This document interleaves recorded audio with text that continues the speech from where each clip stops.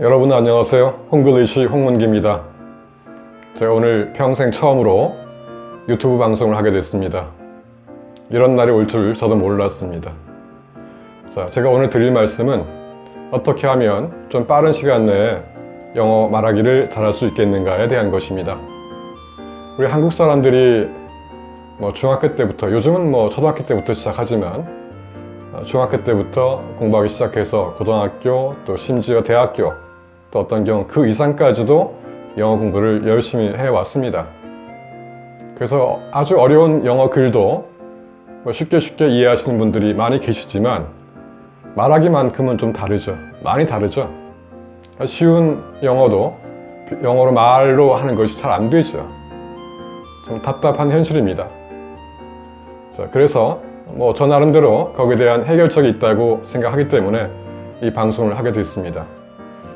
자, 그럼 우리가 어느 정도로 지금 내 영어 말하기 능력이 어느 정도 돼 있는가를 다시 한번 괴롭지만 한번 확인해보는 그런 시간을 가져볼 필요성이 있을 것 같습니다. 제가 여러 가지 우리말 표현 중에서 일상적으로 많이 쓰이는 표현 가운데 한 10가지만 제가 우리말로 말씀드릴 테니까 여러분들께서 영어로 표현 한번 해보시면 어떻겠습니까? 자, 퀴즈 형태로 가겠습니다. 첫 번째 1번입니다. 우리가 구설수에 오른다는 표현이 있죠? 누가 나에 대해서 얘기하는 거, 그죠? 첫 번째, 구설수에 오르다를 영어로 어떻게 표현하시겠습니까? 구설수 영어로 뭐지? 좀 어렵습니다, 그죠? 한번 생각해 보십시오. 두 번째, 말만 번지르르 하다는 표현이 있죠? 네. 세 번째입니다. 믿져야 본전이다 라는 표현.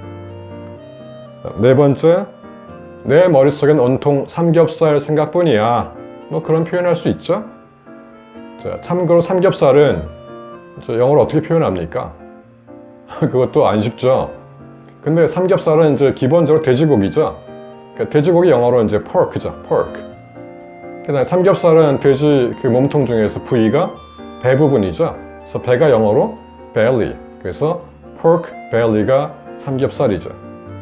그래서 지금 네 번째 표현은 내 머릿속에 온통 삼겹살 생각뿐이야 입니다. 다섯 번째, 웃음을 참다는 표현이 있죠.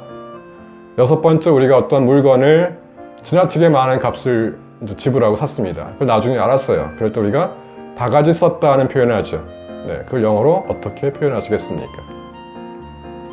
일곱 번째, 떡 줄 사람은 생각도 하지 않는데 김칫국부터 마신다는 표현이 있죠. 네, 그 김칫국을 마시다는 것은 어떻게 표현할 것이냐. 여덟 번째, 긁어 부스럼 만들다는 표현이 있죠. 네, 여덟 번째입니다. 아홉 번째, 자기 무덤을 파다.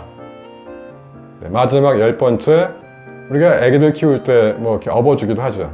업어주다, 업어주다를 영어로 어떻게 표현할 것이냐. 어떻습니까, 여러분들? 10개 중에서 몇 개나 여러분들이 영어로 말할 수가 있을 것 같습니까? 절반이 넘으시면 영어 잘 하시는 겁니다. 한 개도 못했다? 평균입니다. 네, 실망하실 거 없고요. 근데 아마 여러분 생각에 아마 영어를 잘한다고 내가 생각하는 그러한 어떤 명문대생들은 할 수 있지 않을까? 라고 생각하실 수 있고, 또 이 영상을 보시는 분이 중에서 만약에 명문대생이 있다고 한다면 난 안 되는데? 속으로 뜨끔할 수도 있겠죠.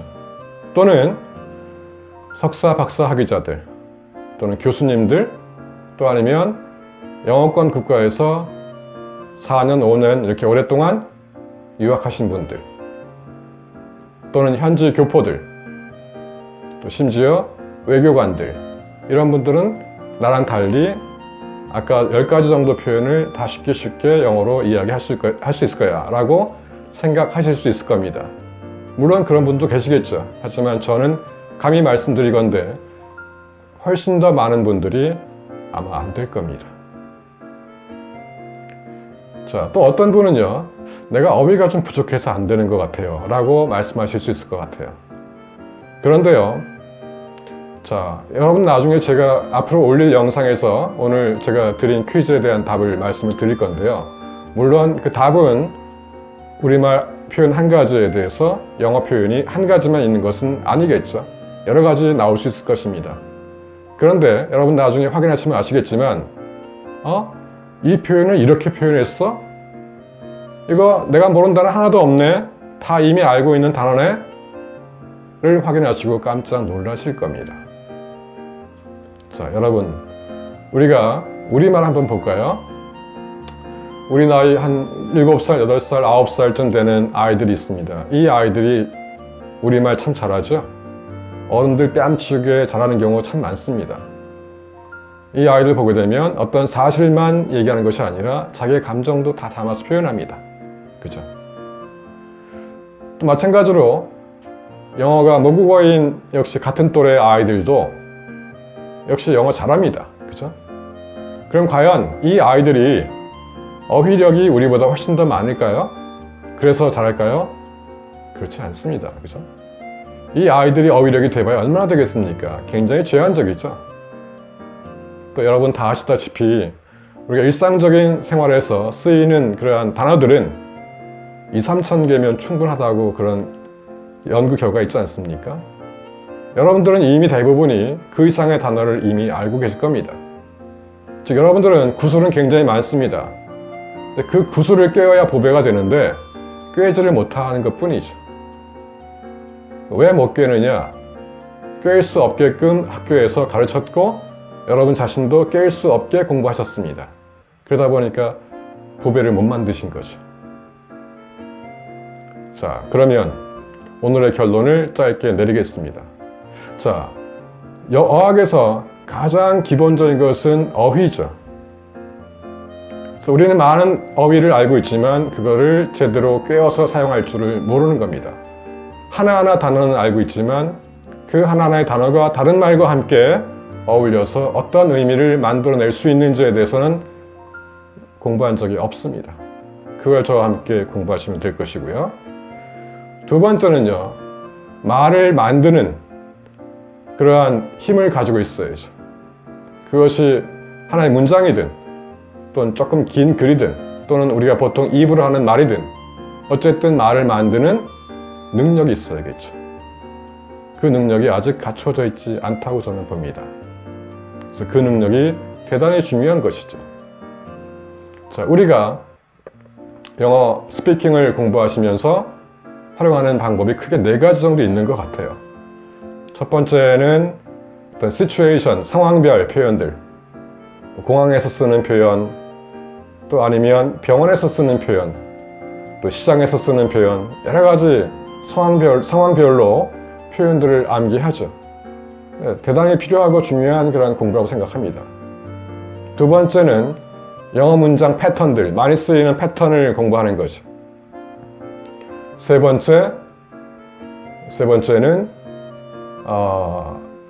미국 드라마나 영화를 보시면서 거기 나온 표현들을 공부하는 것이 있죠. 네 번째는 쉐도잉해서 원어민이 이야기한 것을 똑같이 발음만이 아니라 억양까지도 똑같이 따라서 복사하는 거죠. 모방하는 거죠. 이 4가지 방법 다 굉장히 가치가 있고 중요하다고 생각합니다. 하지만 이 4가지 방법에 공통적인 취약점이 있습니다. 그것이 뭐냐? 그것은 암기만 할 뿐입니다. 상황에 따라서 쓸 수 있는 표현을 암기하는데 문제는 내가 써야 되는 상황이 내가 그렇게 암기했던 상황과 조금 변화가 있다든지 조금 다르게 되면 그 다른 것에 맞추어서 표현을 바꿔서 만들 수 있어야 되는데 그 말을 만드는 능력이 갖춰져 있지 않으면 그게 불가능하죠. 그러면 내가 이미 암기한 표현을 써먹을 수가 없습니다. 그러다 보게 되면 말을 버벅대고 말을 못하게 됩니다. 그래서 아까 제가 말씀드렸던 두 번째, 말을 만드는 힘을 키워야 한다.